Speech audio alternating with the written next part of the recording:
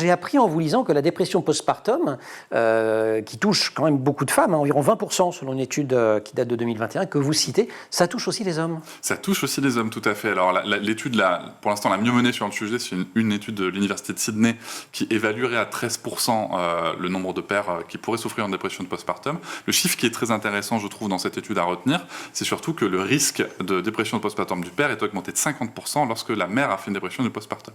Ce que je résume par « prenons soin des mères », ça fera du bien à tout le monde. En toutes circonstances, et ça c'est un leitmotiv de votre travail, il faut parler, parler, parler, ne jamais hésiter à en parler. Alors je le cite à l'occasion de la dépression postpartum parce que vous le dites notamment dans ce chapitre-là, mais en fait vous le dites partout. Oui, c'est important de communiquer, c'est important de communiquer entre nous, dans le couple parental, c'est important de communiquer avec ses pairs, c'est un truc qu'on fait pas beaucoup entre mecs, de parler de la paternité, non. C'est vrai, peut-être qu'on devrait le faire plus. Par contre, qu'est-ce que vous pensez Kylian Mbappé au Real à la fin de l'année? C'est exactement ça. Je vous ai un truc de conversation de mec. J'avais compris, c'est un peu stéréotypé, mais bon. C'est ça. Oui, mais c'est comme ça en vrai. Mais ce sont des codes qui existent encore beaucoup, on appelle ça la masculinité hégémonique.